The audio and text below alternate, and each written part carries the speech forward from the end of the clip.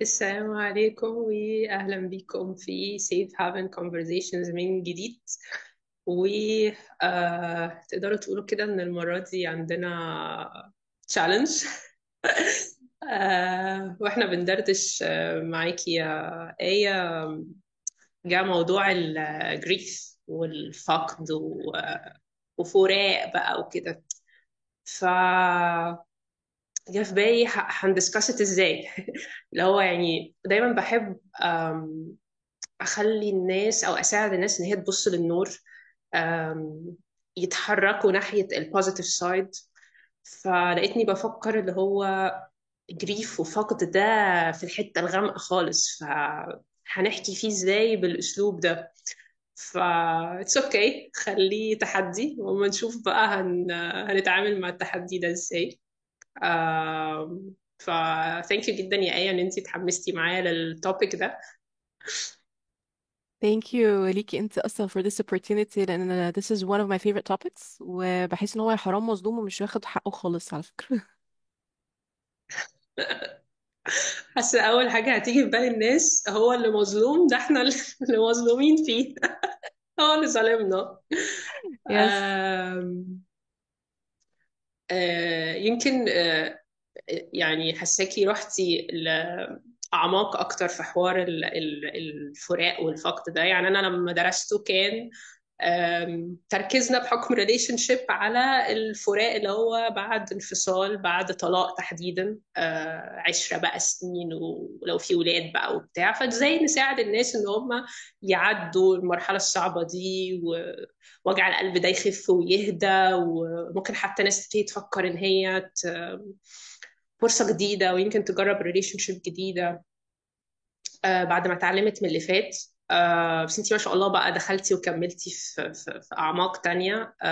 ويمكن ده ناوية إن شاء الله أركز عليه في سيزون 2 ده، إن أنا نكسبلور مع الناس أعماق تانية لتوبكس مهمة أوي.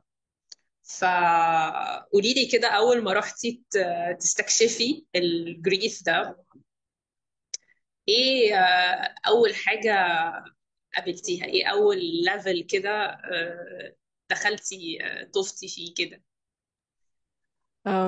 هو أنا لما الصراحة رحت الجريف in general كنت رايحة تبع ال collective thinking بتاع فكرة ان الجريف مرتبط بس بأي حاجة نيجاتيف. فأنا رايحة بintention it's time to clean the skeletons in my closet ودي كانت intention واضحة صريحة. و it was بالنسبة لي huge mindset shift ان انا اكتشفت ان الجريف مش مرتبط فقط باي حاجه نيجاتيف وخلاص. هو الجريف معناه اصلا ما كانش مفهوم بالنسبه لي، واكتشفت انه مش مفهوم في الحقيقه، عشان كده قلت من شويه ان هو تقريبا مظلوم.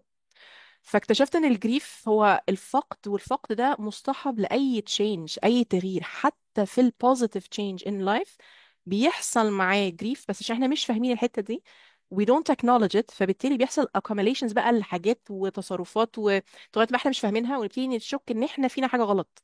مع ان احنا لو ادينا نفسنا the space to understand ونحترم whatever it is that we're going through ونفهم يعني ايه جريف، بنلاقي ان الحياه خدت turn.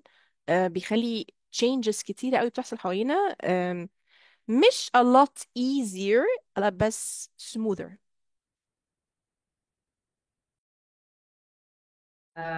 لفت انتباهي قوي اول جملة سمعتها منك لما قلتي انه بتروقي الكلوزت بتاعك او دولابك من السكيلتونز. فكأن الحاجات اللي بنفقدها او بنخسرها كده، بدل عارفة ما خلاص دي حاجة ماتت فنروح ندفنها، لا احنا محتفظين بالسكيلتون، بالهيكل بتاعها ده لسه قاعد موجود معانا. كل شوية بنشوفه، كل شوية بنفتح الكلوزت أو الدولاب ده ونقعد نتأمل فيه. آه ومش راضيين نقفله تماما، وتبقى بجد فعلا ميموري، ذكرى حاجة حصلت زمان وخلصت، ونركز في دلوقتي. فده هيجيبني لفكرة الحداد وال خلينا نقول الحداد بمعناه الحقيقي ايه.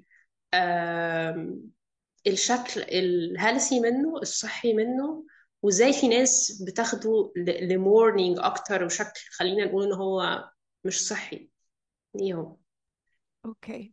طيب احنا لسه قايلين ان الفقد ده بيبقى حاجه بتحصل سواء بوزيتيف او نيجاتيف، فبالتالي الفقد هو اللي ما يترتب على اي تشينج بيحصل حاجه في حياتنا. فمجرد ما حصل تشينج ابتدى يحصل فقد which is the grief. خلاص. طيب الفرق ما بين الفقد والمورنينج او اللي هو الحداد والفقد grief ومورنينج هو ان انا ببتدي acknowledge this grief, this change that has happened, whatever losses حصلت تبع لهذا الموضوع، وببتدي اطلعها وبروسس ات واديها مساحتها واديها مكانها whether with another or حتى with myself. هو ده الديفينيشن الصحي بتاع فكرة المورنينج. and we need to mourn our grief to start moving forward. otherwise بيحصل بقى حتة الستكنس وتفضل skeletons ونفضل مزنوقين. لكن للأسف culturally ارتبطت فكرة المورنينج بالحداد بتاع إن حد مات في 40 يوم حداد. لا لا، هو الحداد is actually something really healthy when it comes to expressing and communicating our grief. اوكي. طب خلينا نحكي اكتر يعني. دلوقتي انا فقدت حاجة مثلا، او بمر بتغيير كبير قوي، ففي حاجات هسيبها ورايا وفي حاجات انا لسه رايحة لها. آم، حاسة ان اول سؤال هيجي في بال حد بيسمعنا دلوقتي اللي هو انا اعرف منين انا فعلا في حداد حقيقي، ولا انا عمال امورن واغرق في الفقد ده بالشكل مش بيفيدني في اي حاجة خالص. من أكبر الحاجات اللي بحسها مش بس فكرة unhealthy، هي actually بتعطل أي healing process. فكرة time will heal. عارفة الأكذوبة بتاعت time will heal؟ لا، هو time as time it will not heal مع نفسه. what we do through time هو ده اللي بيساعدنا نهيل. ف let me give you an example. بصي، شايفة الكوباية دي؟ الكوباية دي هنعتبرها الكاباسيتي بتاعتنا. اوكي. حصل ايفنت، الايفنت ده عمل فقد ودخل جوه، فدي بتبقى الكاباسيتي بتاعتي. انا لو if I adopted the concept of time will heal وفضلت ساكت ومعتمد ان time will heal وخلاص بقى انا هجو with life goes on بقى بطريقه unhealthy coping wise، هيحصل ايه؟ ان الكوبايه دي هتفضل موجوده هي نفس الكاباسيتي، ما اشتغلتش على نفسي بربع جنيه ومكمل. وبعد كده احنا قلنا ده تشينج صح؟ فوارد يحصل تشينج تاني. اه طبعا وارد. another حاجه كانت جوه شايفه فجاه الكوبايه حصل فيها ايه؟ بقت اسحم صح؟ طيب changes happen. the only constant in life is change. هيحصل ايه؟ حاجه تانية. شايفه شكل الكوبايه بعمل ازاي؟ This is my capacity unless I start working on it. طيب يعني ايه I work on it؟ عندنا two dimensions. الدايمنشن الأولاني إني بشتغل على capacity which is my كوباية، وده في حد ذاته is not sufficient alone. بس هندي example dimension ده ونرجع dimension تاني. الحجم التاني بقى ان انا هبتدي امورن my grief. فاحنا من الاول لما حصل معايا حاجه اهي دخلت، انا مش هسيبها وافضل ساكت. لا، انا عايزه ابتدي اشتغل على my capacity to handle the loss, to handle the change. بشتغل على معتقداتي، بشتغل على my coping mechanism, how to cope versus how to respond. فببتدي بشتغل to heal whatever happened. فبخلق كوبايه جديده ببيجر كاباسيتي. فحتى الايفنت اللي حاصل هي نفس البتاع اللي كانت هنا بقت داخله هنا. شايفه الفرق؟ الكوباية بقت أوسع. my tolerance to handle things and challenges and أي حاجة through life has become bigger. فبالتالي لما هيجي حاجة تانية تخش بقى شكل الكوباية شايل اتنين، هما اتنين بس أنا شكلي عشان كبرت الكباستي أنا شكلي كده أنا تمام، اللي هو نظام ادوني كمان ادوني كمان أنا تمام. وده لو أنا شغال على الدايمنشن ده لوحده خلاص. عشان كده ركز في فرق إن هما شغال على الدايمنشن لوحده ولا two dimensions مع بعض. طيب هبيلد on more capacity so هعمل practice في practice بتزود الكاباسيتي هكبر. فهتيجي حاجة تانية، لا ده انا بقيت زي الفل اديني اكتر. اه كوباية الزحم، طب احنا هنبتدي نعمل شوية حاجات تانية.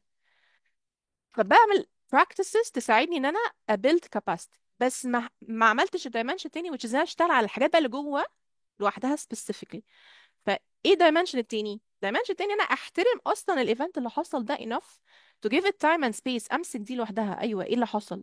ده مين ده؟ حجمه ايه؟ وزنه ايه؟ اثر عليا في ايه؟ خسائر دي لوحدها عملت ايه ازاي؟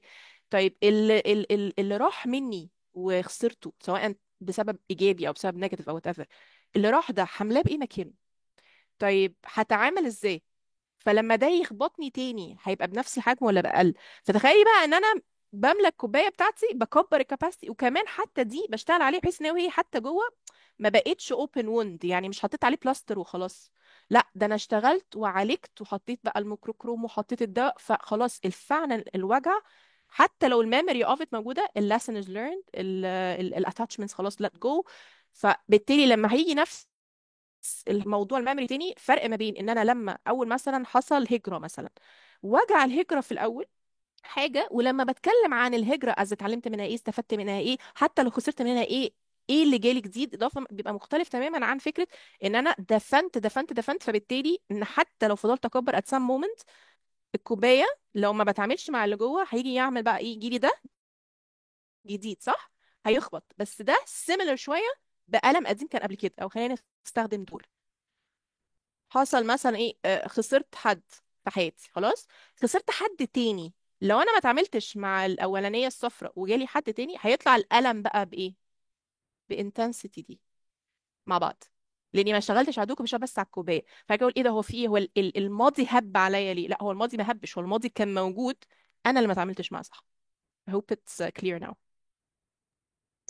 صراحة هو تشبيه جميل قوي قوي. أنا بحب قوي فكرة الكوبايات والكاباسيتي، السعة بتاعتك وإزاي بتملى الكوبايات. بحب استخدمها في حاجات كتير قوي، بالذات في الريليشن شيبس. فجاء في بالي وأنا بسمعك آه، فكرة اللي بقى عايز يشيل حاجة تقيلة، فكأنه راح الجيم عشان عايز يقوي نفسه، فهو بيقوي السعة بتاعته والكاباسيتي بتاعته والقوة بتاعته، فعمال يتمرن كل يوم كل يوم كل يوم، العضلة قويت، قدرتها على ان هي تشيل بقت اكتر. فلما جه مثلا تعالى شيل الدولاب ده، هيشيله عادي اوكي. آه، بس البني آدم ده لو لقى نفسه بعد كده محتاج يشيل جبل حرفيا، زي ما في ناس بتسمي تجربة الفراق والفقد ده كده، أنا حاسس إن أنا شايل جبل على ظهري أو على قلبي، فلا أنا مش قادر. أنا التمرين بتاعي جابني إن أنا أشيل دولاب، بس مش جايبني إن أنا أشيل جبل. طب إيه الحل؟ إن أنا هتمرن أكتر؟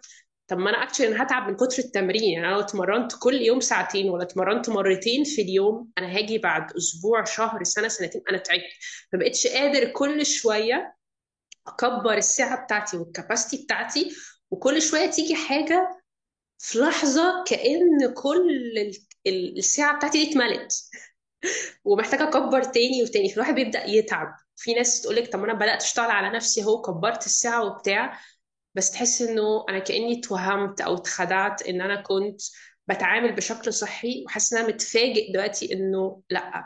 فكره برضو انه اشتغل ان انا ازود الكاباسيتي، بس اشتغل برضو على اني اقلل الفيلينج او المساحه اللي هيملاها الحاجه اللي هتيجي. او زي مثلا كنت النصايح اللطيفه قوي بسمعها في الفاينانسز والتعامل مع المصاريف وكده، كل الناس بتفكر في ايه؟ زود دخلي. انا مصاريفي بتزيد، فازود دخلي، اشتغل اكتر، اجيب فلوس اكتر، اجيب فلوس اكتر. طب ما انت احتياجاتك ومصاريفك بتزيد، فمهما انت تدخل فلوس الفلوس بتتشفط. انت ممكن يبقى دخلك مليون جنيه في السنه، بس مصاريفك بتسحب المليون جنيه ويمكن بزياده، تلاقي نفسك متداين. طب ما نقلل المصاريف. انت لو زودت الانكم، الدخل بتاعك، وفي نفس الوقت قللت المصاريف اللي عماله تسحب منه، ساعتها فعلا هتخلق مساحة، هتخلق فرق، هتبقى مرتاح بيه. آه حاسة ان احنا بما ان احنا جبنا سيرة الجيم، فيمكن جه في بالي المان تحديدا والرجالة وهي بتتعامل في موضوع الفقد. دول فعلا بحسهم مظلومين في الموضوع ده تحديدا. فكرة انه انت الراجل، انت يلا، يعني ايه تعيط دلوقتي ولا تنهار؟ فيش وقت للانهيار، بعدين يلا قوم. بالذات مثلا تلاقي وفاة، تلاقي في حادثة، هو اللي ساك اب، ابلع بقى واكتم كل ده جواك. يلا فين الماسك فيس او الفايتر فيس، المحارب؟ خش بقى اتعامل انت، روح بقى خلص اجراءات ودفنه وجنازه او حادثه، وروح بلغ والمستشفى والاسعاف والاجراءات والفلوس و وبعدين من جواه طب ما انا كمان زعلان. البني ادم اللي جوه ده ممكن تبقى مراته ولا بنته. اروح فين اعيط؟ اروح فين حد ما يقوليش اكتم ومفيش رجاله بتعيط وكده؟ فهنا يعمل ايه؟ احنا عندنا culture بتحب جدا سياسة اوعى تعمل حاجة باسمها، اللي هو من اول ما بنتولد بنقول كنت فاكرة بضحك معاكي دايما ايه، المية اسمها مبو، المام اسمه الاكل اسمه مام، فاهمة اللي هو احنا ما ينفعش ندي حاجة اسمها. وزي ما قلتي الولاد هم صغيرين growing up لحد ما يبقوا رجالة، هو تقريبا بند المشاعر ده ما بيعديش عليهم خالص. اللي هو انت مش من حقك اصلا تحس، اللي هو الراجل ما بيعيطش، الراجل ما بيخافش، الراجل ما يشتكيش، الراجل اللي هو ايوه يعني انا اعمل ايه زي ما انت قلتي بالظبط كده. وده اختار اقوله نوع معين كامل كاتيجوري من الجريف اسمه الماسك جريف. الرجاله او اي حد بيتحط في situation where ما تعلمش من هو صغير يتعامل مع مشاعره وان هي تبقى honored in a way، لما بيحصل موقف عندي المساحة والتايم to actually process اللي بيحصل لي ده، وان انا to acknowledge how I feel واتعامل مع my pain، بيبتدوا يعملوا masking. بحط ماسك where انا تمام، وبلبس فكرة ان انا لا هو ما حصلش حاجة.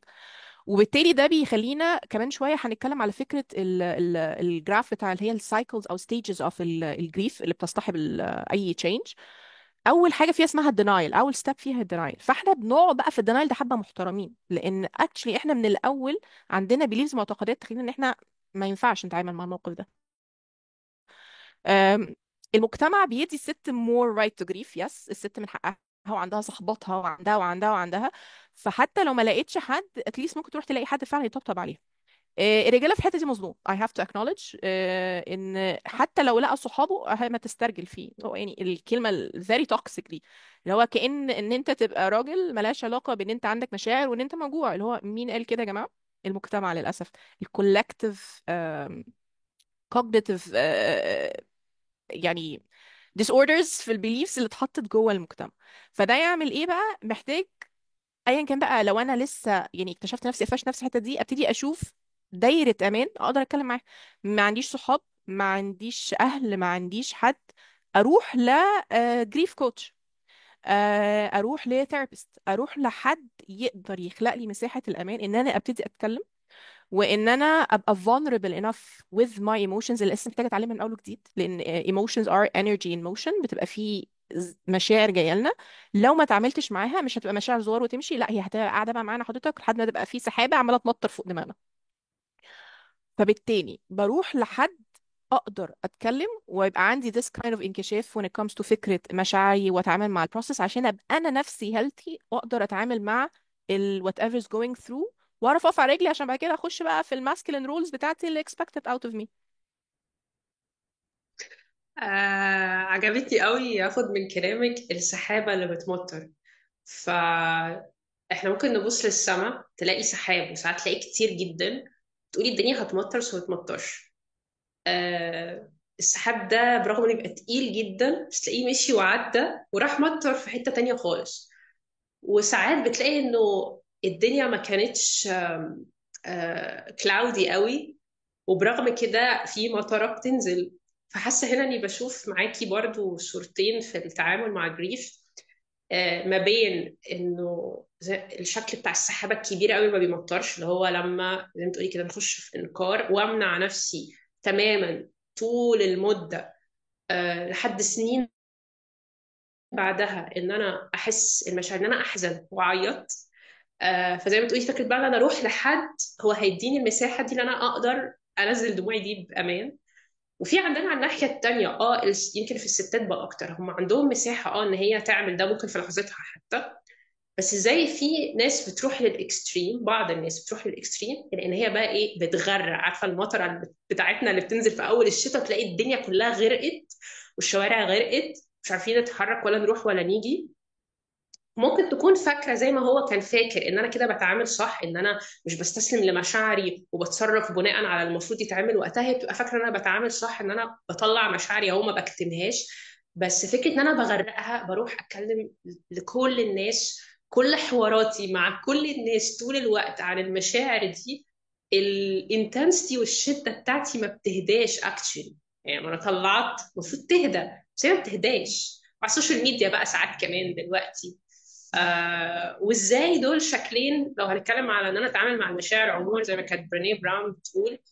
هما الاثنين دول مش هو ده الانكشاف الحقيقي في الحاجتين، زي ما بتقولي فكره ان انا اكون vulnerable وانكشف عن اللي جوايا.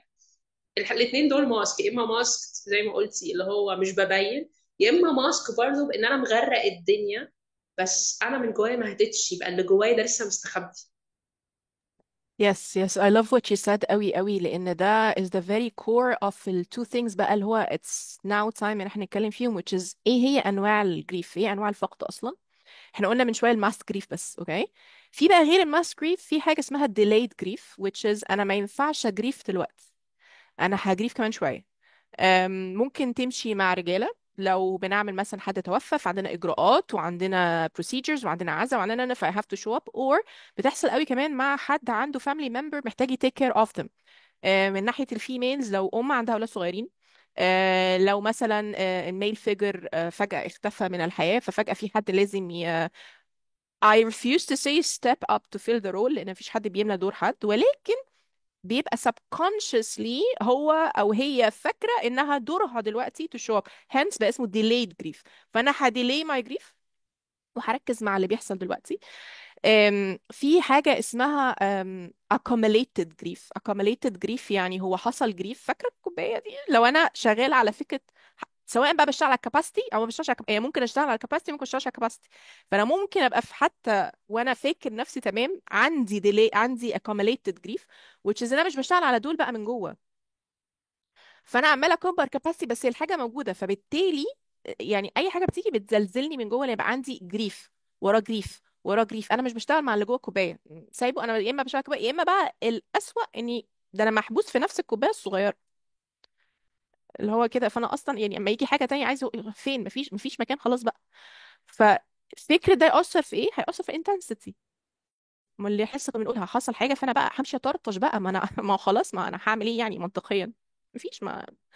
ولو كده هبتدي برضو اطلع بانتنسيتي ان لما دي تحصل هيبقى رد الفعل اكبر بكتير من حجمه. في حاجه اسمها تروماتيك جريف. التروماتيك جريف ده لما تحصل حاجه وتبقى very traumatizing، فالنيرفس سيستم بتاعي ما يقدرش يتعامل معاها، ف it's not about the grief as much as how my nervous system managed to process اللي حصل. فبالتالي تتسجل عندي ان هي حاجه تعمل لي تراما. وده طبعا مش my definition، ده definition بتاع دكتور جابور ماتي طبعا، اللي هو if trauma is not the event it's how we processed our nervous system بتاعنا managed or couldn't fail to process الموضوع بطريقة healthy. آم، في في حاجة تانية جريف تاني مش فاكراه قوي الصراحة دلوقتي، بس هي like a mix and match between بقى التروماتيك والاكوميليتد، اللي هو بقى يبقى انتي حد بقى في اللي هو في الدينايل القوي جدا. قعدت مش بس بحط وبتاع لا، وكمان يعني كان عندي accumulating وحصلت لي التراما، فاللي هو انت يعني ريف وكوبايه بقى مليانه وخلصانه وبعدين حصل بقى ريف، هنا بيحصل الاكسبلوجن الرهيب. فدول المين كاتيجوريز اوف الجريف، تمام. الجراف بقى وهو ده اللي مهم دلوقتي، بس كان لازم نشرح دول. الجراف بتاع الجريف بيبتدي ان في ستيجز معينه بنعدي فيها واحنا بنعدي بالفقد. اول حاجه الدينايل. الدينايل ستيج دي where لا هو مفيش حاجه حصلت، او انا تمام يعني it goes both ways. يا اما هو في حاجه حصلت بس انا تمام قوي، على فكره على فكره هو ما كانش فارق معايا، او على فكره هي اصلا اساسا انا اللي كنت عايزه اهاجر.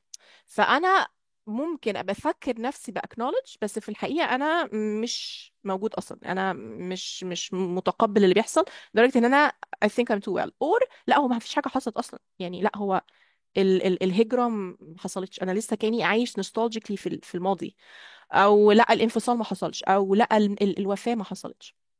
فبنقعد في الفترة دي حابة فيها resistance كتير قوي to acknowledge what's really has happened. بنخش بعدها على الانجر. الانجر بقى فيز دي انا بحب الانجر عامه، انا من الشخصيات اللي ابتديت يعني على عكس ما اتربيت ان الانجر ده شعور مش اتربيت من اهلي بس من المجتمع ان جنرال ان ما ينفعش نغضب ما ينفعش نعمل. لا هو الانجر دي اول حاجه بتحسك ان الباوندريز بتاعتك اخترقت، او ان في حاجه حصلت something is wrong and something needs to be done about it. فالانجر فيز لو لسه في الجزء الهيلثي طبعا اجان من غير ما نطرطش على خلق الله، it's good to acknowledge something is wrong. اه لا هو انا ابتدى الدينايل يتكسر شويه وفي حاجة حصلت، ف let's process these emotions. و again energy in motions لو if I process it من الأول صح هتبقى healthy. هبتدي أعرف لأن من هنا ببتدي نعمل إيه؟ ب identify losses. فابتدي أشوف أنا خسرت إيه مع الفقد لما هاجرت.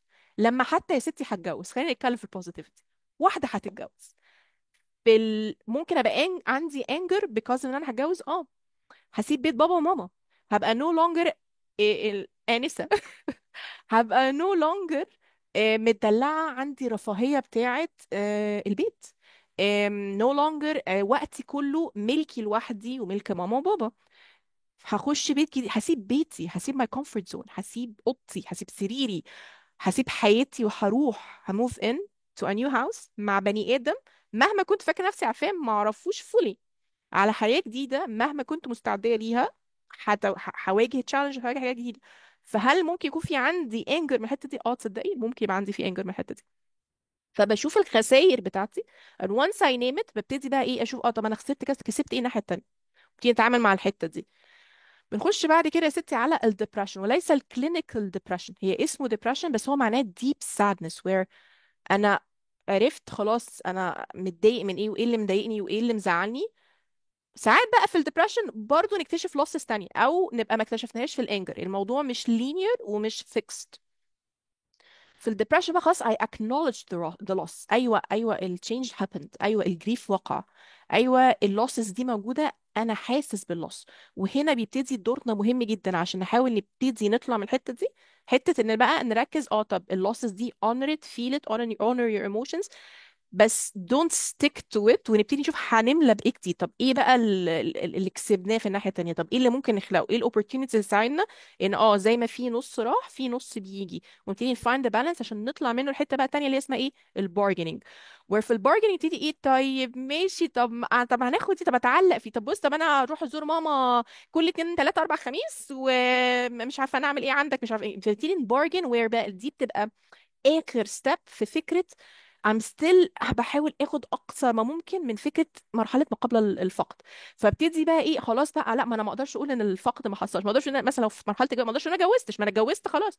بس ببتدي احاول اري اتاتش ماي سيلف لاي حاجه ممكن اخدها مرحله ما قبل الفقد دي، لحد ما بنطلع منها بقى الاخر ستيج which is بقى ايه، هي الاكسبتنس. لا هو انا خلاص عملت الترانزيشن، انا خلاص فهمت ان التشينج حصل، قبلته I acknowledge my losses I acknowledge my gains، اتعلمت، شفت whatever في pain حاصل اديته حقه، شفت purpose، شفت new meaning، عملت خلقت new identity، ومريت بسلام من عنق الزجاجة للنيو بقى براح وبسع off what's next.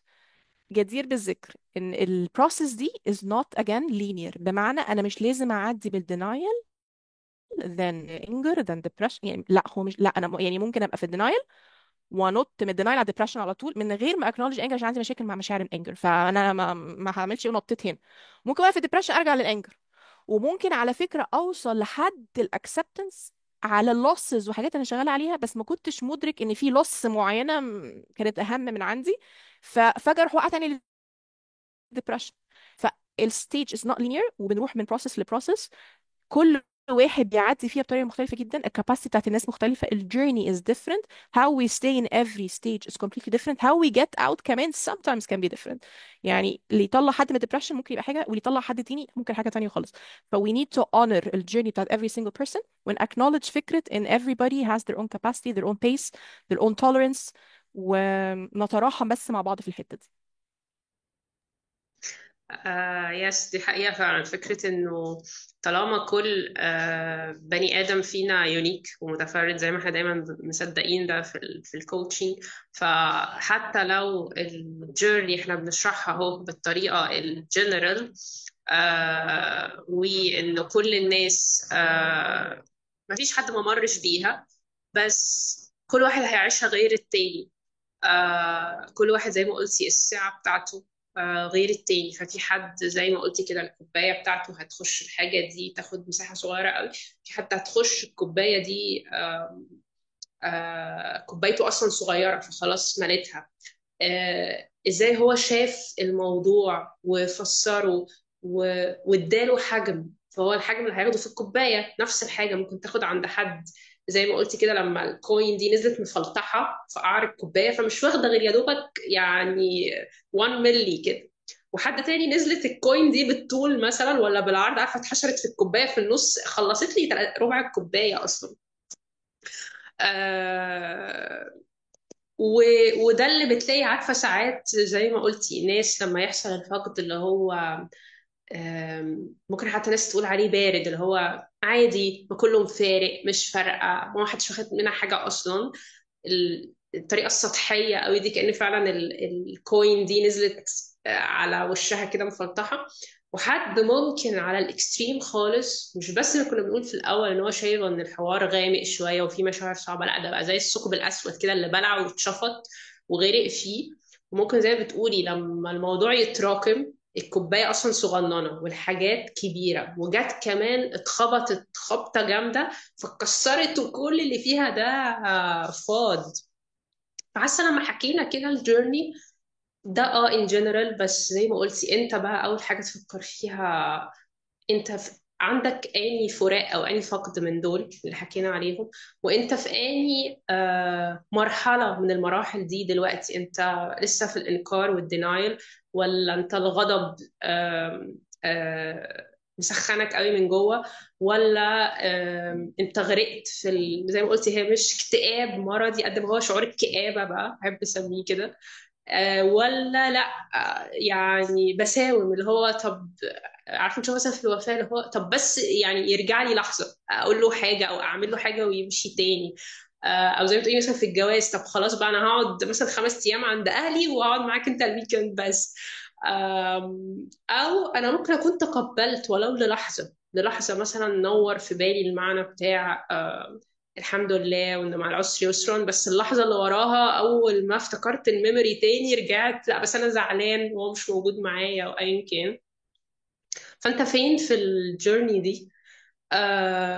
عشان حاسه ده هيساعدنا بقى لما نيجي نكلم الناس في انه اوكي دلوقتي معاك صوره اهو عن ايه هو الفقد والفراق حقيقي.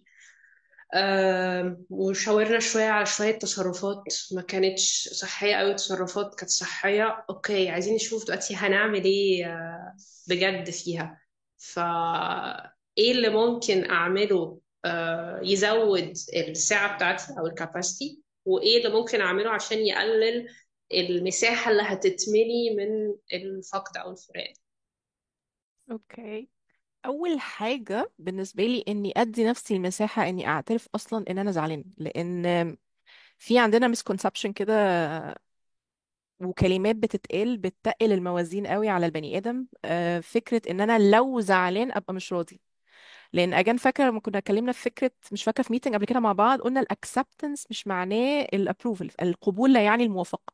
انا ممكن ابقى مش موافق ان مثلا في ظروف بتعدي، او مش موافق على حاجه معينه بس متقبله.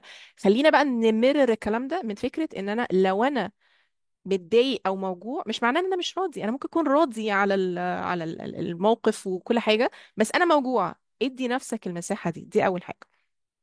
تاني حاجة، ان انا مهم جدا اعرف يبقى عندي الجروب او السبورت سيستم بتاع الناس اللي تقدر تساعدني.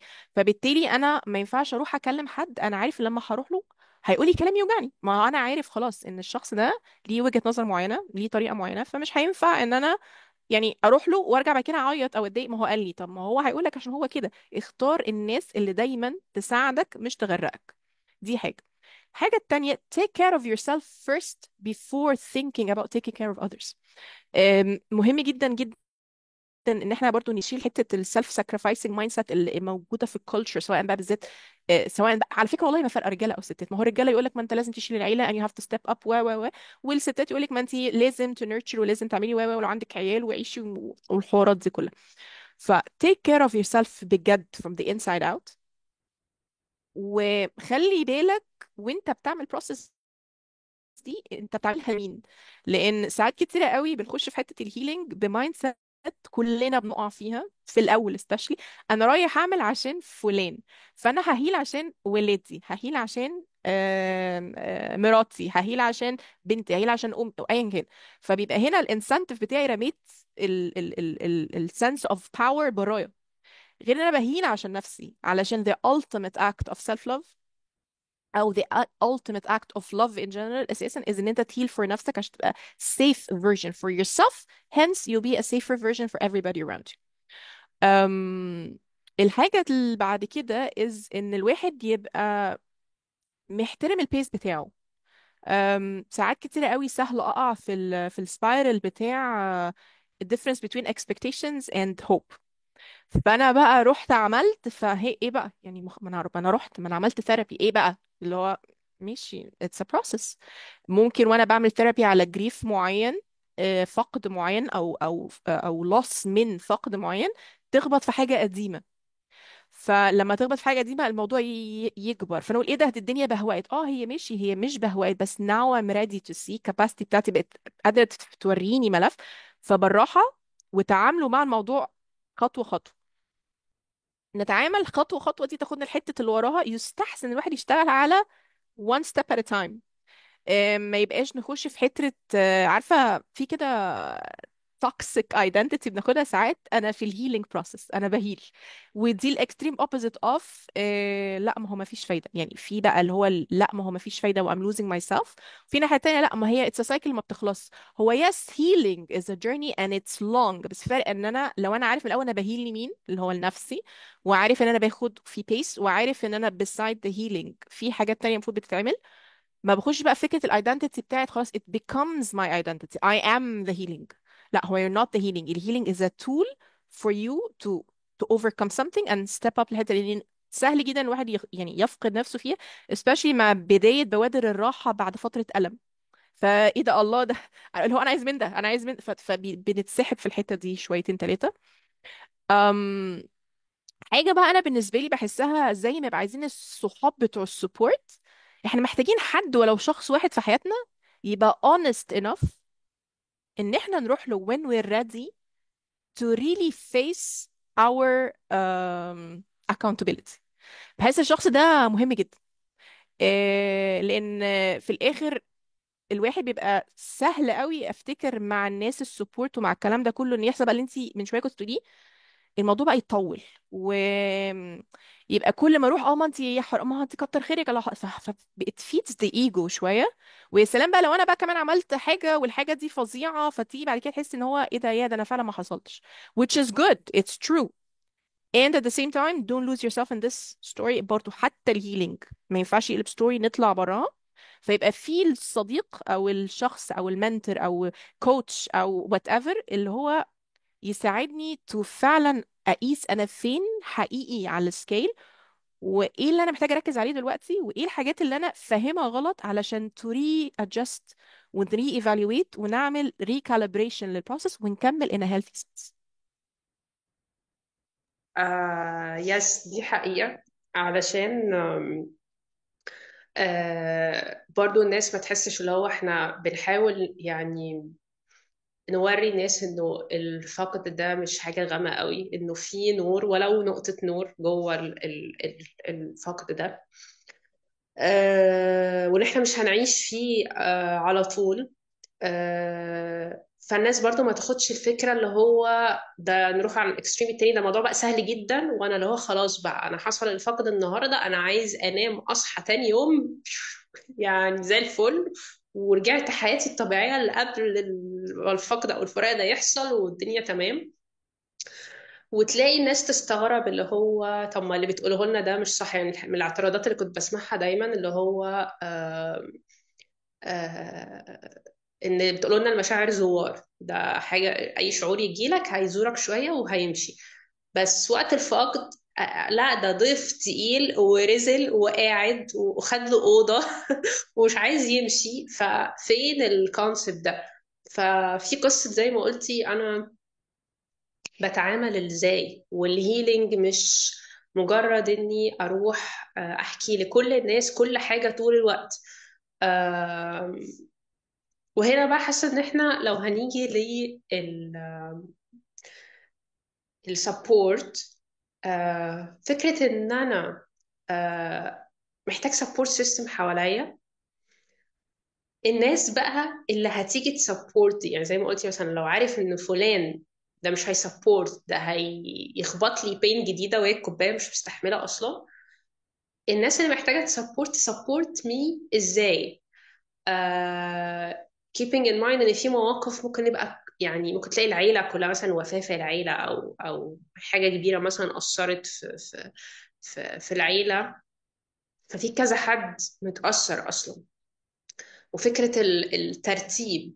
انا برضو لو انا، طب لو انا متأثر بس في حد متأثر قوي، يعني مثلا لو الزوج مثلا توفى فمراته اكتر واحدة مثلا هي متأثرة، فلو انا اختها مثلا متأثرة بدرجة ما بس عايزة اساعدها، فكرة برضه اخد بالي من نفسي وبعدين اروح لها، زي عارفة في الطيارات لما بيحصل emergency ينزلوا ماسكات الاكسجين، يقول لك اول حاجة البس الماسك بتاعك عشان تقدر تروح تساعد ناس، لان انت ممكن دلوقتي مش هتلبس الماسك ساعدت اللي جنبك، بس الدقيقة اللي وراها انت مش عارف تاخد نفسك، فمش عارف تساعد بقية الناس، ممكن انت شخصيا تموت اصلا، لكن انت لبست الماسك ممكن تقعد بقى تساعد 10 20 30 بني ادم في الدقائق اللي جاية. فهاو تو ترولي سبورت، ازاي نكون فعلا دعم حقيقي للناس، نخفف من عليهم مش نتعبهم زيادة. دي بقى حاجة من الحاجات اللي أنا بحبها جدا، إن إحنا للأسف معظم الوقت بنقول كل حاجة غلط. يعني أوت أوف فكرة إن حرام عايزين نهون، بس وإحنا بنهون لو فعلا ما فيش وعي إيه الصح ممكن نعمل more harm than good. أول حاجة لازم نخلي بالنا التوقيت بتاع الفقد. زي فاكر لسه من شويه بقول فكره السبورت اللي هو في وقت انت محتاج تطبل فعلا، محتاج تتقبل، تبقى open to just hear whatever is going on. لو الفقد لسه فريش، الفقد لسه حاصل، ده مش وقت دروس، ده مش وقت مواعظ، ده مش وقت ان انا اطلع اللي قدامي الفقد. هو اصلا هو لسه بيحصل، هو لسه محتاج يدخل اساسا الفقد ومحتاج يتعامل معاه. فبالتالي في الوقت ده لازم الناس مثلا ما تقولش بقى كلام اللي هو ايه بتاع احمدي ربنا اهو ارتاح، والله يا بنتي ده انتي بكره تتجوزي ست سيدو، او هو انت اصلا كان عاجبك على ايه، هو ده اصلا يشير، او انت يا سيدي بكره الام بقى اجوزك ست ستها، او انتي زعلانه انك هاجرتي، انتي ناسي هناك كنتي الاكل وملوث، الكلام بقى اللي هو ايه ملوش اي تلاته لازمه ده في الاول خالص. غير لو الفقد حاصل بقاله 6 شهور، غير لو فقد حاصل بقاله 9 شهور، غير لو فقد داخل على سنه، لان اساسا في انواع فقد لو ما اتعاملتش معاها بعد سنه سنه ونص لا وقتش، احنا بنعمل بقى ايه ساعتها مش كوتشنج، بيتقلب لازم ثيرابي، او لو الشخص نفسه دارس بقى اكتر من حاجه يقدر يتعامل معاه. بس لو كوتش بس كوتشنج ما ينفعش بعد سنه سنه ونص بيبتدي، لا في الغالب دي ريفيرال كيس، بقالي سنه سنه ونص ما اتعاملتش مع الجريف، فاكيد انا دخلت بقى في الاكماليت الجريف وفكره ان ممكن يبقى في حوارات وهتلخبط في ترومات، فدي ما ينفعش انها تعمل. فبالتالي اللانجوج اللي انا بقولها في الاول مش مقبولة، ممكن تبقى مقبولة قدام. يعني بعد 9 شهور شخص لسه مش قادر يتقبل، وبعد 9 شهور شغل، اه لا هنا بقى فاكرة الصوت اللي كنت بقول الشخص الاكاونتبل، لا هنا محتاج تبتدي تقول له اه لا بص بقى على نص كوبايه، you have to bring them out of the story to help them. طبعا you cannot bring anybody, you cannot save anybody، احنا في الاخر احنا مجرد وسائل مساعدة في حياة بعض، ولازم الانسان ياخد القرار انه عايز يطلع، لكن اللانجوج نفسها بتفرق. فهو is not acceptable في الاول ممكن يبقى acceptable في الاخر، واللي ممكن يبقى acceptable في الاخر مش acceptable في الاول. دي حاجه. الحاجه التانية ان احنا ما نبقاش بنتعامل مع اللي حوالينا بألمنا احنا، لا عشان احنا كل واحد عنده كباسيتي مختلفه. سهل قوي الناس اللي بتيجي تبقى بتشو بحب ساعات جدا يقعوا في تراب which is I'm feeling the pain for you، فانا عايزه اساعدك بالطريقه اللي تنفعني علشان انا عايزه الموقف يعدي بقى، خلصنا، ما انا موجوع لك ووجعك مسمع معايا، فانا اللي موجوع، فانا عايزه الموقف يخلص، فببتدي اتصرف واقول كلام. فهنا بتلاقي الناس اللي هم الايموشنال قوي ممكن يكونوا ايه يزقوكي لا في الايموشنال سيكشن قوي، ما هو this is what works for me. الناس الانتلكشوال يخشوا في النصايح ويخشوا مش عارفين، ما هو this is what works for me. فنفصل نفسنا وألمنا ومشاعرنا وأفكارنا عن whatever is going on to the person، ونسأل الشخص بمنتهى البساطة عايزني أساعدك إزاي؟ سؤال يعني تقل دهب. عايزني أساعدك إزاي؟ how can I be of help؟ هيقول لي الرد المتوقع مش عارف، مفيش مشكلة أنا موجود لحد ما تعرف. and until then show up، يا ريت silently لو ممكن، مش قادر تبقى silent ادعي له يا سيدي في سرك، طمنه، حاول تشوف ايه اللي ممكن يكون يوجع وما تعملوش. اسأل، مش عارف هو يقول لك روح اسأل حد مختص، حصل حد عندي حصل له الفقد الفلاني اساعده ازاي؟ يا سلام الناس دي ربنا يكتر من امثالها، اللي هو حتى لو انا مش عارف اعمل طب وهو اللي قدامي مش عارف اروح اسأل بروفيشنال، اروح اسأل حد، لكن ما نتطوعش من نفسنا ان احنا نشمر ونخش، علشان ساعات بنرمي على الطبق اللي قدامنا حاجات تحسسه ان هو ايه ده، هو انا وحش قوي كده، هو انا مش قادر اتعامل قوي كده. again توقيت is different في الاول حاجة وفي الاخر حاجة تانية. فنبتدي نتقل عليهم نحسسهم بعجز بقى، فيبقى كمان عاجز في الوقت بالذات اللي في الاول. اوكي. دي حاجة مهمة. الحاجة التالتة نشوف ممكن احنا نبتدي الفقد ليه اعراض. في emotional symptoms، اعراض بتبقى باينه ان هو الانسان مثلا بيبتدي بيبقى سواء يخش في مرحله تتراوح من النومنس لفكره الايموشن القوي قوي، لفكره الديسورينتيشن ديساسوشيشن، فكره السادنس القوي، الانجر. نبتدي بقى ممكن احنا نحاول نشوف في ايه خابط فين، ونبتدي نحاول how can we support في الحتة دي. فلو شخص مثلا الكوبينج بتاعه في اول الحدث اذا هو مش قادر يتكلم على الكلام، مش لازم امسكه كده من قفاه واقعد والله انت لازم تاكنولج دلوقتي، لا لا، بالراحة. take it easy again, show up as they need not as you want. في physical symptoms. physical symptoms زي الفاتيج، زي مثلا ان يبقى الواحد جسمه مكسر، يحس انه كانه مضروب physically، الوجع بيطلع على الجسم. ممكن يحصل loss of appetite، ممكن gain of appetite. ممكن يبقى ما فيش نوم، حاجات كتيره قوي. فابتدي اشوف طب ممكن اسبورت ازاي، والله ممكن اعمل لهم اكل مثلا، اجيب اكل، اسالهم، نعمل شيفتات على بعض مثلا، هو بلاش الشخص ده يبقى لوحده في الاول فنعمل شيفتس ليتس شو اب بالطريقه الفلانيه عشان الشخص ده ينام. آم، المساعده الحلوه ان احنا نحجم بقى على الناس اللي بتحب تيجي توجب. يعني لو في حد عنده a little bit of وعي ان هو يقدر يسبورت، وفي ناس ما فيش موجودة. طبيعي الوعي ده رزق من ربنا ومش كلنا عنده. again without any judgment، ساعات بنظهر في كل حاجة زي ما قلتي تجمعات الأهالي، نحاول نوقف الفلو اللي ممكن يكون harmful.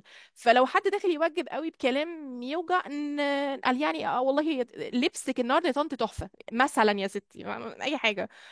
والله يا طنط مش عارفه، والله مبسوطه اني شو اي تقطعي الفلو اوف الكلام اللي عمال يخبط ده، عشان ادي فرصه to the person who is grieving to breathe.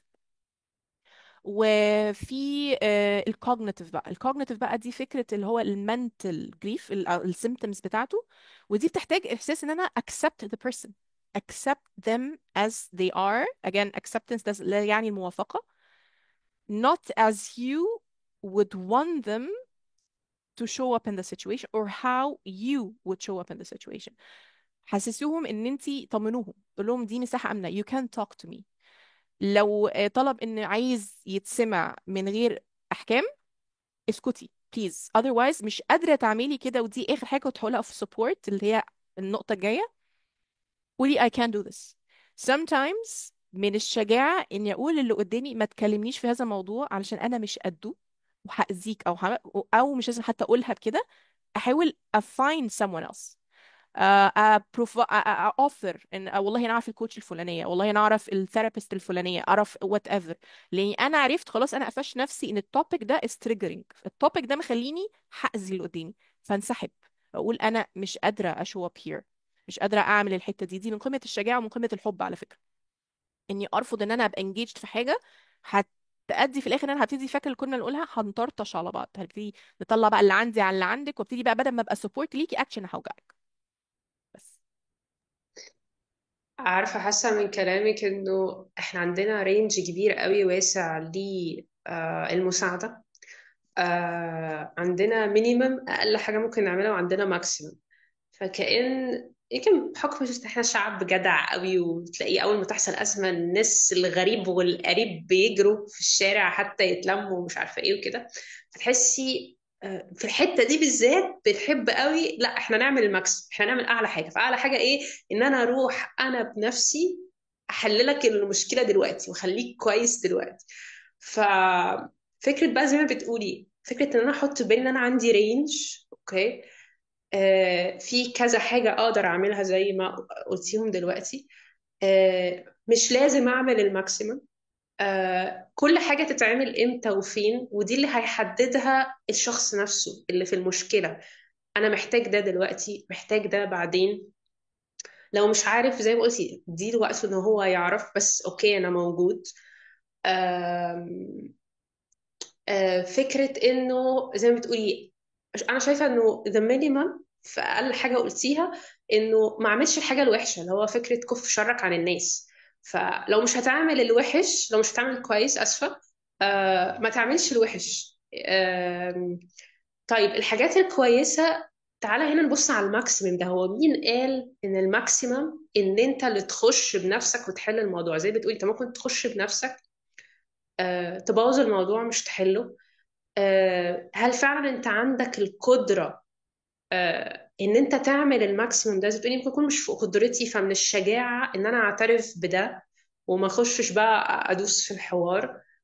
وايه هو الماكسيمم الحقيقي؟ يعني بتقولي الدعاء، بتقولي مثلا ايه، انا في الاول انا ممكن اريكومند ليك حد، فانا مش عارف او ما عنديش القدره قوي اعرف حد عنده قدره اكبر فهريكومند ليك.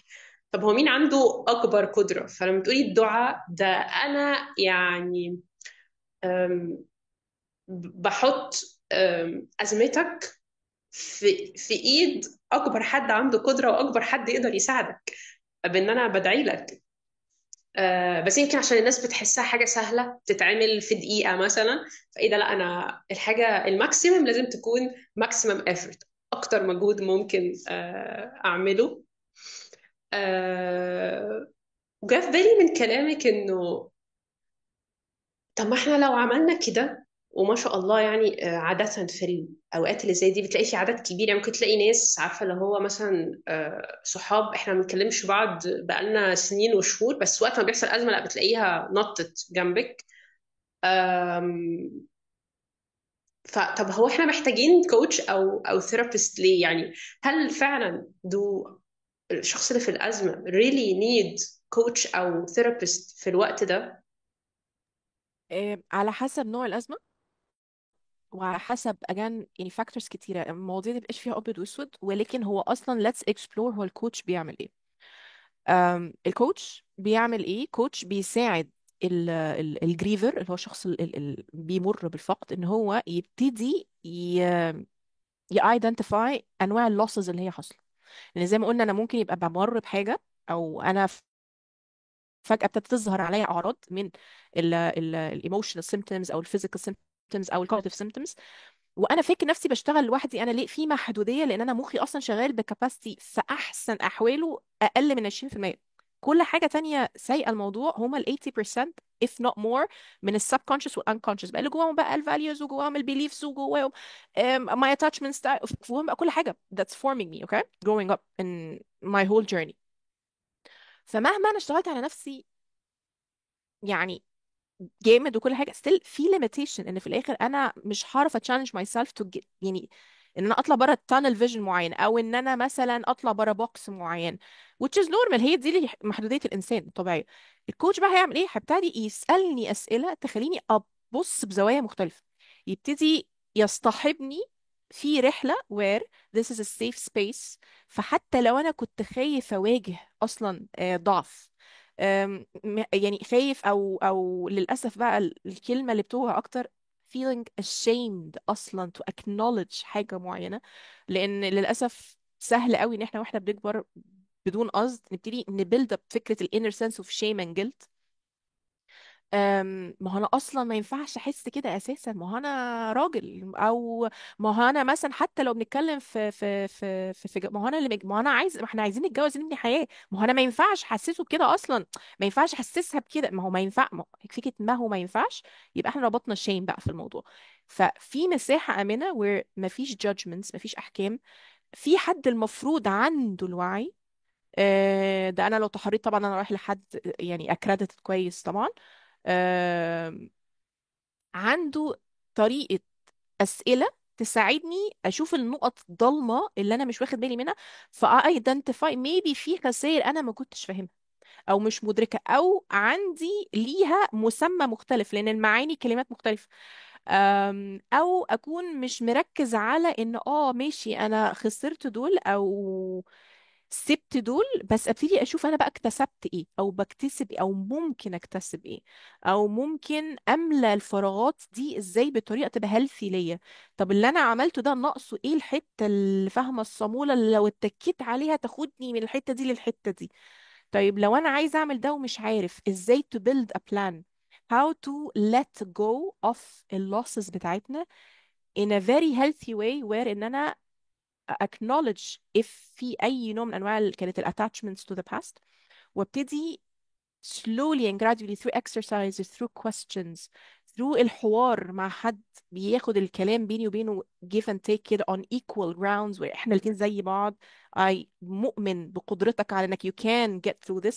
مش جاي لك بناحية ان انا I'm coming to save you. لا لا خالص. الcoaches don't do this. احنا بنشتغل accompanying. احنا كده ماشيين جنب بعض. وانا ببقى مؤمن بفكرة ال empowerment like you can get through this. I'm just asking questions so we can see how to do it. فيبتدي واحنا ماشيين كده نبتدي نشوف طيب وانا بلات جو ممكن مثلا الات جو ازاي. هقول لنفسي ايه. نبتدي مثلا نخش في سيناريوهات زي مثلا عارفه فكره لو كنت اعرف. طب لو كنت تعرف كان هيحصل ايه. what would be different. فنبتدي نexplore scenarios بطريقه guided. تمام. بطريقه يعني safe علشان نطلع بره الوات ifs والشودز والشودنتس وال فيبتدي بقى ايه لو انا مزنوق في حته او في حته في مخي limited في ستيج من الستيجز او مشاعر كانت مدفونه بتبتدي تطلع على السيرفس. ونبتدي نتعامل مع الموضوع ده بالراحه لحد ما نوصل لمرحله let's create a new meaning. Let's find the purpose in the pain. Let's find a new create new identity. اه ماشي خلاص you're no longer الشخص السنجل. النيو ايدنتي دي شكلها ازاي. معناها ايه. هتملاها بايه. again اللي انا دايما بحب اقول في كل حاجه what do you want to take from the past. ايه الحاجات ان حتى مع التشينج والفقد ده you can still تاخدها معاك. دي مش unhealthy attachment بل بالعكس this is the lesson this is the good memories. ناخدها معانا مش عيب. وايه اللي محتاج to let go. لان ده اللي كان ال unhealthy attachments وده اللي بنسيبه وده this is the things that we drop it. ونبتدي نخش في مرحله ده بقى اللي انا خدته النهارده معايا ايه. عندي ايه. ممكن اتعلم ايه واكتسب ايه moving on to the future. فنبتدي نلف من وانا باصه لورا ومزنوقه لان انا هاخد بقى turn لقدام. خدت الليسنس بتاعتي. انت ابتدي بص لقدام معايا ان انا اوكي طب what's next. Let's create a new identity. Let's create new purpose. Let's create new plans. ونبتدي نحط plans ونتابع ونشوف. فبحس ان هو ده من اهم ادوار الجريف كوتش. لو بقى بنتكلم على الثيرابي دي لو في جريفز كبيره عدت اكتر من سنه سنه ونص سنتين او خبطنا في تروماتيك جريف او كان في بيج accumulated جريف حاجات بقى على بعض فاكتشفنا حاجه في النص. دي ساعات بتدخلنا الحاجات اللي علاقه بال childhood او حاجات تروماز قديمه ما كناش aware of it. فنعمل هنا referral للثيرابيست لان الثيرابيست هو اللي يقدر يتعامل مع الباست in this depth من غير ما يقدر من غير ما يأذي الكلاينت. جميل قوي بجد. حاسه ان احنا كده نورنا للناس شويه الجيرني تمشي ازاي مع الكوتش ورايحين بيهم على فين. جاء في بالي انه لما اتكلمنا على الرجاله تحديدا وبما ان هم اصلا مش سهل ان هم يكشفوا عن كل ده. فحتى ان هو يروح لكوتش او ثيرابيست يروح يتكلم معاه يمكن مش هتكون آه، اول اوبشن يفكر فيها عند بعض الناس. فحاسه انه مثلا جه في بالي على طول المثال بتاع سيدنا محمد صلى الله عليه وسلم لما كان حادثه الغار مثلا. لما شاف سيدنا جبريل اول مره واول حد راح له كان مراته. فهي ايه كان بقى ريليشن شيب اللي هو ايه الداينامكس شكل اللي هو اللي تسكنوا اليها ده بينهم. علشان حتى ما راحش لأبو بكر الأول سيدنا أبو بكر لا راح لها هي عشان فعلا اللي تسكنوا إليها في اللحظة دي. فازاي حابة زوم شوية في الحتة دي ازاي كستات آه خصوصا لو زوجة انتي ممكن تكوني فعلا اوبشن رقم واحد بالنسبة لجوزك لو هو بيمر بفقد او بفراق. فزي هي فعلا هتكون سكن ازاي هتديله اللي احنا بنسميه الايموشنال سبورت ده اللي هم بيبقوا بيدوروا عليه. آه عشان في ناس بتروح لاكستريم ان هي عايزه تدي فيزيكال سبورت هي اللي عايزه تحل وهي عايزه بتاع فبيقلب الموضوع انت جايه تلعبي دوري انا جايه تضغي على مساحتي انا. وبالتالي يرفض الحوار ويفضل قافل على الحاجات دي. في حين زي ما قلتي هي قصة جوه يعني لما اتكلمنا حتى في المراحل كلها مشاعر غضب كآبة حزن تقبل كلها مشاعر. فالايموشنال بقى سبورت السكن ده آه ازاي فعلا هي ممكن تقوم بالدور ده اللي هو دورها هي ك feminine part في الوقت ده. بحب اصلا فكره الداينامكس now that I يعني على قد اتعلمت حاجات بسيطه بس في الحته دي لسه فكره um, the feminine energy and the masculine energy والداينامكس بتاع فكره ان الراجل عليه السعي وعليه انه يشتغل وان هو فكره الفيزيكال world، والست بقى عندها حته ال non tangible world اللي هو and both together they fit together كده، عارفه زي الحضن كده مع بعض. فكره you're not alone، فكرة I'm here for you how you need me to be. زي ما قلتي مش فكرة ان انا اشمر وعايزة اروح وعايزة احل لك المشكلة وانقذك، لان ده هيحسسه ان انت شايفاني محتاج انقاذ. It's gonna backfire. um, and فكرة ان هو to open up ممكن تكون بالنسبة له غير فكرتها هي to open up. ففكرة احترام الديناميك واحترام الديفرنسز دي is crucial. وده ياخدنا لفكرة الacceptance ان I need to send out لي، ودي بتوصل على فكرة مش محتاجة تتقال that I am accepting you في الظروف دي. بتبقى silent language كده ما بين الكابلز بالذات لو هما يعني in a healthy dynamic in general، انه هو you have nothing to prove. لا هي has anything to prove لي ولا هو he has anything to prove to them. They know it energetically مع بعض. هي she's open بتستقبل منه، مش معنى كده ان هو تاني يغلط، انا ما بقولش again acceptance is not unconditioned tolerance، ولكن I'm accepting you بمشاعرك بهذا الحدث. You're still the same man I love and respect and honor, and if anything I'm here for you. فيبتدي هو غصبا عنه حبة حبة يدروب the guard. لكن لو انا دخلت اشمر واسيف يبقى انا طلعت من الفيمينينيتي بتاعتي، طلعت من الفيمينين انرجي بتاعتي وداخله في دور الماسكلين انرجي، ف I'm challenging his masculine energy بتاعته automatically and naturally. فبالتالي حاجه باتنين، يا يزقه للفيمينين انرجي يا اما هيحصل ايه هننطح في بعض. وبقى وكان كمان مش عاجب وانت ما بتقدرش. هو الراجل على فكره ما كانش عايز اي حاجه من الكلام ده كله. and it's the opposite بقى على فكره. لو الفيميل هي اللي بتعذب الموضوع okay again sometimes she doesn't need you to solve her problems, she just needs you to be there while she مثلا breaks down into tears مثلا معاك يا سيدي. then offer the advice later. لان الابروach بتاع برضو الميل برين عن الفيميل برين is different في ايه. الستات emotional اكتر، الرجاله ممكن عندهم emotions وكل حاجه بس maybe بيبقى either intellectual at a moment or emotional في لحظه. ف don't hit in with advice. هي برضو الست تاخد بالها ان when you're talking don't hit him with the emotions مرة واحدة لان his brain is different. so من الاخر learn his language. خلوها حاجة من الأول إنكم تبقوا عارفين دايما what is the language اللي في الوقت ده you prefer إنها تشو up for you فيها، وانت learn her language. فبالتالي يبقى في بينكم كده synchronicity كده مع بعض. flow في حاجة موقف أنا already خلاص أنا عارفة من الأول انت محتاج مني ايه ف I'm gonna show up for you. فدي من الحاجات اللي من الاول اصلا لازم تبقى فاكره، ما كنا بنقول في ابيسود قديمه intention and agreements، لازم ابقى فاهمه انت محتاج مني ايه، لغتك ايه في الوقت ده. اهم من اللغه على فكره love language في اوقات الثراء مهم اكتر ان انا ابقى فاهمه اللي قدامي في اوقات الضراء، لان this is when we're subject to being emotionally hijacked to feeling الخوف اصلا to show up vulnerably، ال expectations بتاعت المجتمع عليا، احساس كده ان انا ممكن لوهله مخي يضحك عليا ويشككني في صورتي قدامك اللي هو على انت لسه شايفه هو انا لو لسه انا الراجل ابو ارمر ونايت اند شاين يعني yes he needs to know that he's still that man if not more now that you're trusting me with this vulnerable side of you. ف learning each other's languages, respecting each other's differences, showing up as the other needs you to show up for is بحس ان هي the ultimate act of understanding. مش بس communication، ال communication لوحده is not enough and understanding. and اشتغلي على نفسك بقى انت اصلا to be a safe space، وانت اشتغل على نفسك to be a safe space لان again we cannot meet each other deeper than we've met ourselves. فلو انا عايزه اكون السكن لجوزي محتاجه اكون السكن لنفسي اولا. same for the man. لو انا عايزها تبقى safe space for me I have to be safe space for myself عشان اقدر ابقى safe space for her and then the dynamics will start clicking together وتبتدي الدانس بينا تشتغل بتناغم. حبيت قوي ازاي قدمتيها، وجا في بالي برضو ان انا هنا من عندي رينج.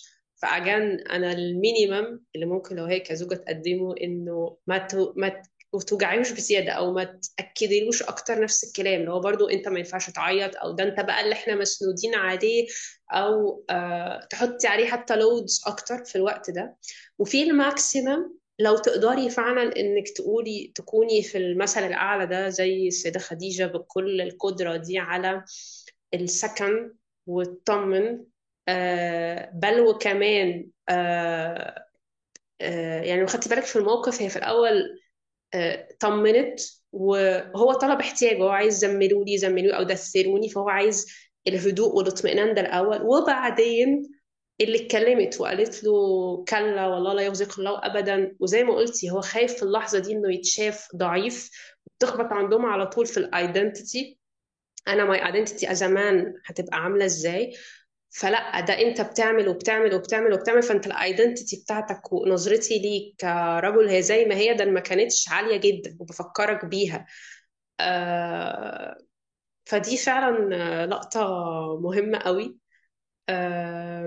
حاسه ان هنا هيجي الدور على الولاد، علشان زي ما كنت بتحكي في الاول اللغه، ان احنا كل حاجه بنسميها غيرها بتبان قوي بالذات في مواقف الوفاه. يعني تلاقي ان احنا مش بنقول اتوفى او مات، لا بنقول ده راح عند ربنا مثلا. وساعات حتى ما بنقولش كده كمان، هنقول ده مسافر. والطفل يفضل كل شويه وهيجي امتى، وفات سنه وشهر وشهرين بعدين بطل يسال، احنا فاكرين ان هو اقتنع بس هو مش مقتنع. هو مش فاهم ايه السفر الطويل ده لو ما بيجيش منه، ما هو مسافر يعني هيرجع تاني، انت مدياله زي كنت بتحكي بقى هوب، امل عايش عليه انه هيجي، ومره بقى يتصدم انه مفيش هوب ولا اي حاجه. او مثلا لما التو بيرنتس، ودي يمكن حتتك قوي، التو بيرنتس ينفصلوا او يتطلقوا، ما بنقولش للطفل احنا اتطلقنا، بنقوله ده بابا سافر، بنقوله ده ماما ما اعرفش ايه، لا احنا بس موجودين، بس هنبعد عن بعض، وقدامه نتعامل كأنه الدنيا عادي. وشايفنا بناكل مع بعض ونروح مع بعض ونيجي مع بعض ونتكلم مع بعض قدامه. ففكرة انه ازاي نوري الطفل الحقيقة انه فعلا في فقد، فعلا في فراق، في نفس الوقت بما يتناسب مع سنه ومع قدرته، لان زي ما بتحكي فيه كاباسيتي وقدرة، طب ما هو قدرة الطفل الصغنن ده قد ايه على انه يستوعب حاجة زي كده برضو according لسنه للايج. when it comes to parenting we need to be prepared, although I have to say you're never prepared enough. prepared بإيه؟ إني طبعا من لطف ربنا إن الواحد يقدر يبقى قادر يوصل بولاده لفكرة إن يفهموا الجريف قبل ما يخبطهم الجريف لأي سبب من الأسباب. فاحنا بنبتدي معاهم من وهم صغيرين خالص فكرة اللايف سايكل اوف ذا تري، البذرة اللي بتقلب تبقى نبتة صغنونة وبعدين تكبر تبقى شجرة وتطلع الثمار، حتى الثمرة بناكلها على فكرة. and then في الفال الورقة بيقع والورقة بتديكي. ده whole فكرة of اللايف سايكل. تمام. زائد مثلا كمان حاجة كمان فكرة اللايف سايكل نبتدي نحطه الفكرة، نغرس الكونسبت اوف فكرة عدم الاتاتشمنت.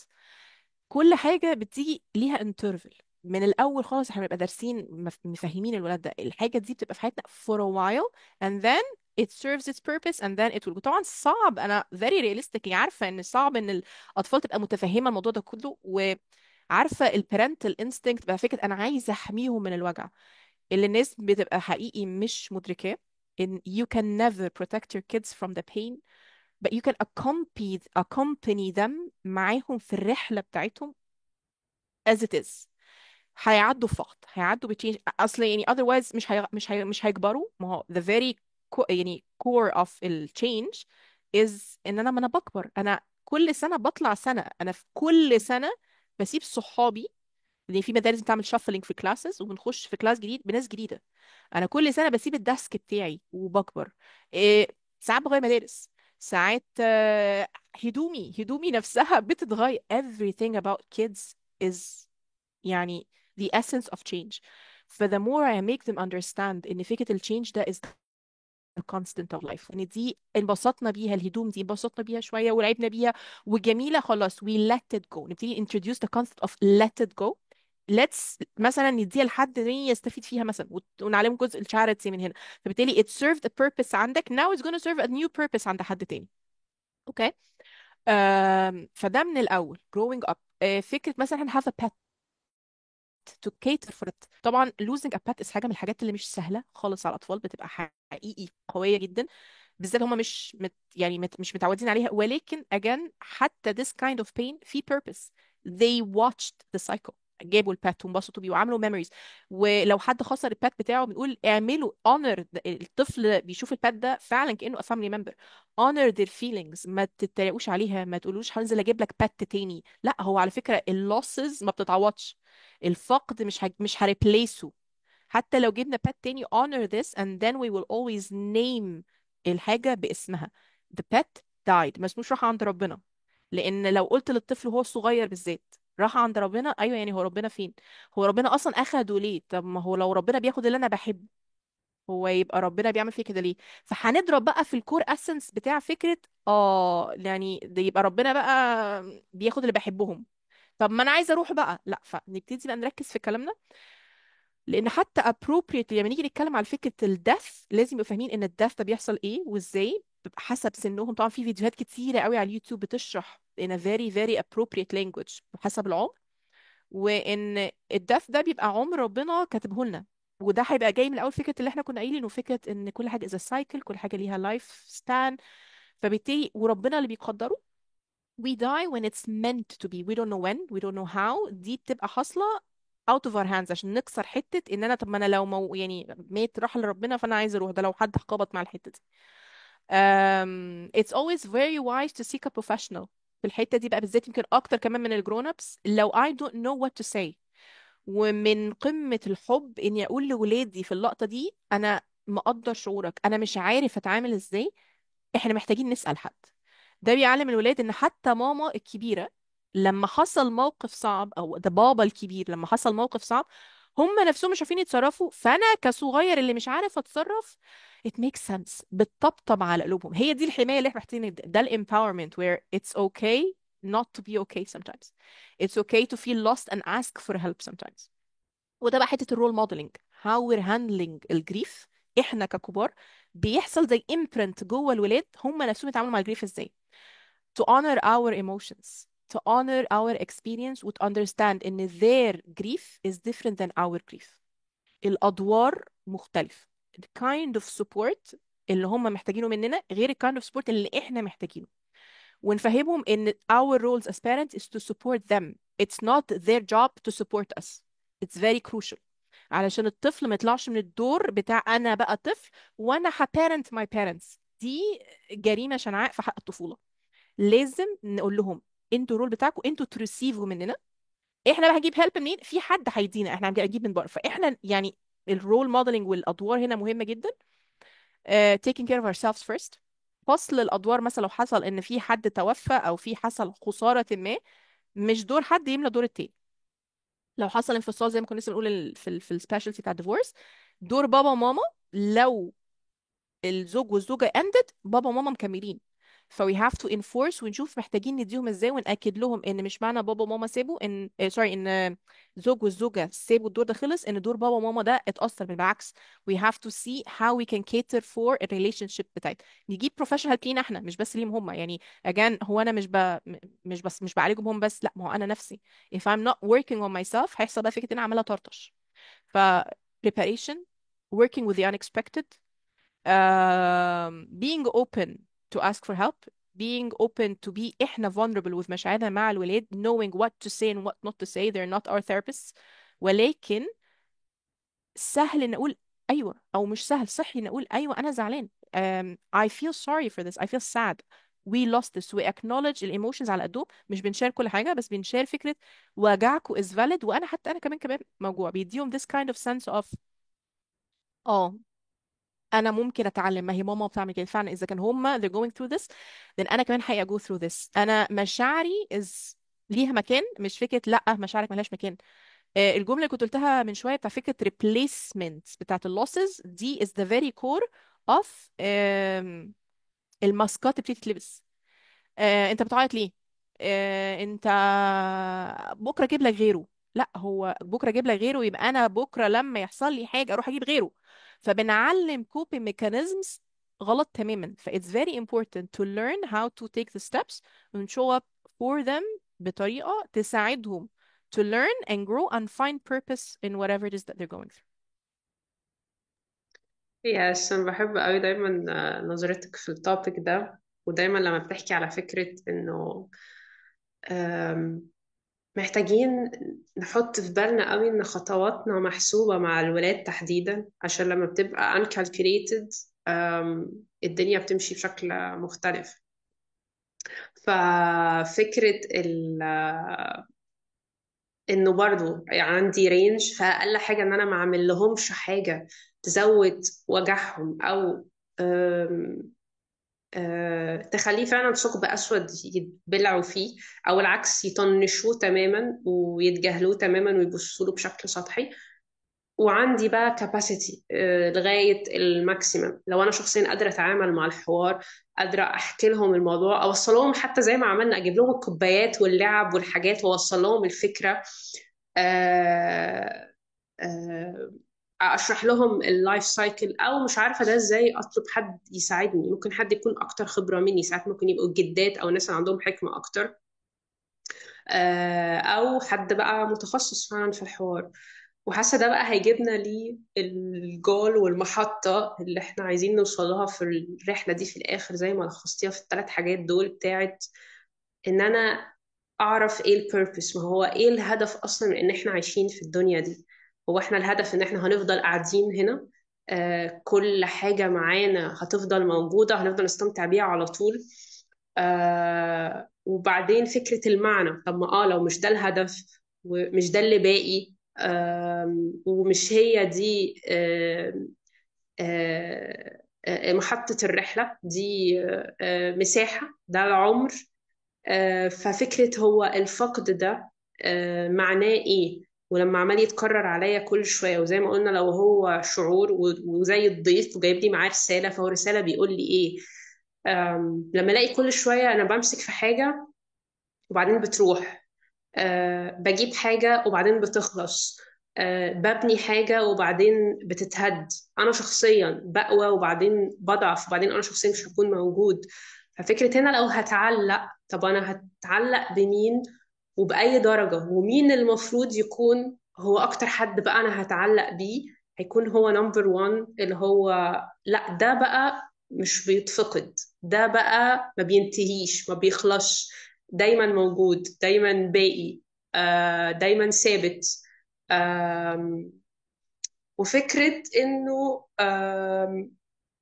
أنا مين، لأن هنا بقى بتخبط لما لا قدر الله حد بتتجمع عليه زي ما قلتي كذا فقد. الكوباية بقى بتاعتي كانت مليانة حاجات حلوة، لو بنتكلم على كوبايتي من ممتلكات مجازا، يعني احنا بنتصور ان احنا بنملكها، وفجأة ده راح وده راح وده راح وده راح. ساعات هتبشر في الصحاب، فجأة كان في خمسة، أنا مرة واحدة مفيش ولا حد حواليا. فالواحد بيحس اللي هو إيه ده، هو أنا مين، وبتبتدي تفكر إن المشكلة فيا أنا. الفضا الرهيب ده، كل حاجة كنت ماسك فيها راحت. طب ما هو أنا مين يعني؟ مثلا كان متزوج، طب ما بقتش زوج، وما بقتش أم وما بقتش الطالبة، وما بقتش وبرضو أنا ما رجعتش، يعني أنا برضو مش زي الآنسة اللي كانت قبل ما تتجوز. فأمال أنا مين دلوقتي؟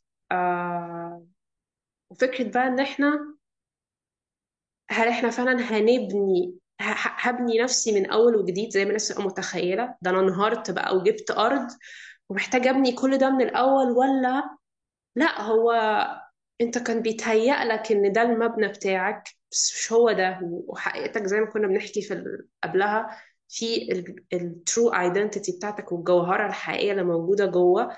هو المبنى وقع ردم عليها، شيل كل ده زي ما بتقولي بقى، هنفضي الكوباية، هتلاقي الجوهرة لسه موجودة بتلمع، بس هي ما كانتش باينة. Yes, I really love what you said. لأن سبحان الله فعلا، ما هو احنا ليه الواحد لازم يبقى دايما، يعني ساعات كده الواحد لما قلبه يتعلق بطريقة unhealthy بحاجة، ربنا بيشيلها من حياته، وربنا بيغير على قلب عباده. فهو فعلا زي ما انت قلتي، هو الدائم هو ربنا. وده يرجعنا لفكرة الثلاث دوائر: أنا وأنا، أنا وربنا، أنا والناس. طبعا أنا وربنا comes first.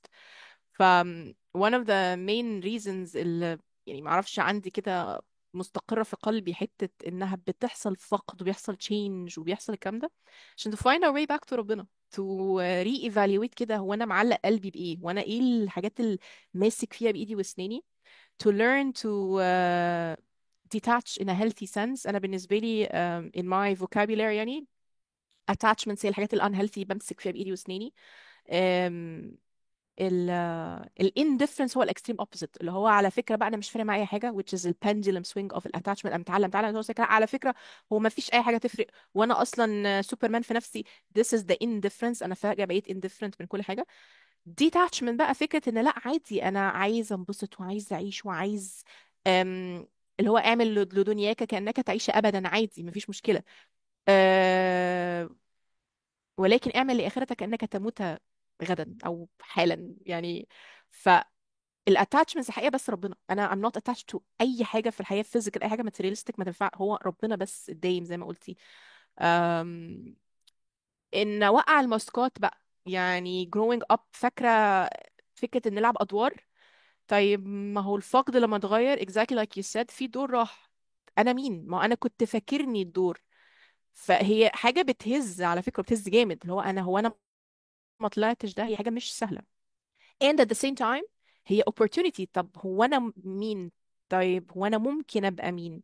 ففكرة الثلاث دواير بتاع انا وربنا to always redefine and reevaluate انا واقف على ارض عاملة ازاي علاقتي بربنا عاملة ازاي. وده بيبقى حلو قوي كمان نغرزه في ولادنا واجان how we الجملة اللي بحب اقولها دايما بتاعت ما تقولش ولادك اعملوا ايه show them how we're tackling our life بتبقى mirrored على طول مع الاولاد. وانا انا مين بقى وازاي وعشان ايه. طب وفي رول راح في دور راح. هو انا الدور في كم exercises بقى فكره I am I can I deserve كمية بقى coaching exercise بنعملها دول كتير يكتشف انا مين اصلا. هو انا شايفني ازاي؟ النضاره اللي كنت لابسها طول عمري هل هي serving me ولا it's no longer serving me. طيب هو what I like to be وابتدي اري اكتشف نفسي شوف اوصل للاوثنتيك سيلف الجوهره اللي انت قلت عليها دي اكتشفها تاني وارجع بقى اشوف هنورني ازاي دلوقتي. وانا والناس لان انا والناس دي هي ده السبورت اللي بنتكلم عليه السوشيال صح. طيب هل الناس اللي موجودين في حياتي هم دول الناس اللي يقدروا يتعاملوا معايا في خلال الفترة دي؟ ساعات when we go through change ربنا بيدخل في حياتنا ناس تو بقى support to examine to shake to whatever عشان هي الفترة دي الحتة دي next. حتى لو الناس زي الفل ما ينفعش يكملوا معايا علشان خلاص الداينامكس اختلفت. طيب مين هيبقى تاني معايا؟ مين اللي محتاجه يبقى في حياتي؟ ولازم يالاين مع انا وربنا ولازم يالاين مع انا وانا لان اجان كل نسخه مني دي في حد ذاتها is a grieving process. فهي تقول انا كونت new version of myself. طب القديمه اللي راحت دي طب ما that's a grieving process. انا بجريف انا كنت مين بجريف انا كنت عايش ازاي بكل حاجه كل كينونتها بكل حاجه فيها. I'm grieving myself. I'm grieving the roles I used to play. I'm grieving my expectations اللي كنت متخيلها within this old version. I'm grieving ان انا فجأة بقيت new version جديدة مش عارف I'm نسخة عمري ما كنتها قبل كده. طب ما انا مش عارف حاجات كتيرة. yes في changes قوية بتحصل. honor it accept it be open to فكرة ان you're living a new phase that you've never lived before. you're creating a new stage بره ال old comfort zone. فدي مرحلة بتحدياتها. who can support you there؟ طبعا ربنا أولا then you then مين بقى يقدر يساعدك في الحتة دي؟ مين الناس الجديدة اللي تالاين معاك بالفاليوز الجديدة بالبرسبشن الجديد بالرؤية الجديدة وابتدي ابني. واجان طول ما في حتة ال art of detachment I'm letting go with love and gratitude و thank you for the lessons and the purpose وكل حاجة. and في نفس الوقت مش هاتاتش بقى مع الجديد لأني خلاص فهمت التشينج is continuous. في ان شاء الله جديد مختلف فمش همسك بقى الكلبشه القديمه. وده اللي يخلي فكره الفرق ما بين ان انا بعمل هيلينج بجد او ان انا ماسك في فكره الهيلينج. it's very subtle core differences كده. حلوة أوي بجد، ما شاء الله. وحاسة إنه نورنا حتت كتير قوي يا رب فعلا. يا رب الناس ما تبقاش شايفة إن حوار الفقد بالغمقان ده قوي. وطبعا شكرا قوي يعني على كرمك في كل اللي احنا حكيناه ده. حاسة إن ما شاء الله الحلقة very rich وغنية جدا، ويمكن هي بتعكس إنه رحلة الفقد هي رحلة مش قصيرة، أو حتى لو كانت قصيرة بس هي بتتكرر هتعيشها تاني. فلو جيت بصيت على حياتك هتلاقي إنه في جزء مش قليل مش سريع مريت فيه بفقد. ممكن يكون فقد واحد طويل، ممكن يكون كذا فقد صغير، ممكن من ده على ده، بس الأكيد إن هو جزء مش قليل من حياتنا. يمكن الحلقة عشان بقت غنية أكتر عكست ده، وزي هو مليان تفاصيل وحاجات كتير. يمكن ممكن ناخد كل حاجة من دول أصلا نغوص فيها في عمق تاني في حلقات لوحدها. فكرة إنك تتأمل بقى في كل ده. أوكي، أيوة، كانت مرحلة خلصت خلاص، دلوقتي أنا داخلة على مرحلة جديدة. وده معناه إنه أنا اديتك ربنا اداك معنى أصح ورقة جديدة وقلم. اختار بقى عايز تكتب إيه. والله في حاجات حلوة من المرحلة اللي قبل كده عايز تخليها معاك، أوكي اكتبها. في حاجات جديدة اتعلمتها اكتبها. في حاجات كان نفسك تغيرها ما كانتش مريحاك قوي، بإيدك تكتب حاجة مختلفة دلوقتي. آه، الناس زي ما قلتي عايز الناس دي تكمل معايا، اوكي، بس السؤال مناسبينك في المرحلة اللي جاية؟ بإيدك تختار دلوقتي من تاني، تفلتر من تاني. آه، وانت شخصيا عايز تكون مين؟ ايه اللي عايز تاخده معاك تحتفظ بيه؟ ايه الجديد اللي اكتسبته هتكمل بيه معاه؟ وايه اللي عايز تضيف؟ عايز تكون مين؟ فانت بإيدك مساحة اهو تظبط وتشكل بقدر ما اللي جاي ده هيكون ايه بتصرفاتك وبأفعالك يعني. فثانك يو بجد على كل كرمك في الرحلة الغنية دي. انا اللي thank you والله فعلا. I'm very very grateful للopportunity دي، لان التوبيك بجد يعني عزيز على قلبي. وبدعي ربنا يجعل فيه نفع لأي حد يتفرجوا يا رب، وربنا يستخدمنا جميعا ولا يستبدل. يا رب امين ان شاء الله. سيب الناس بقى تسرح مع الافكار دي، ونشوفهم على خير بقى المرة الجاية. يلا سلام. السلام عليكم. باي باي.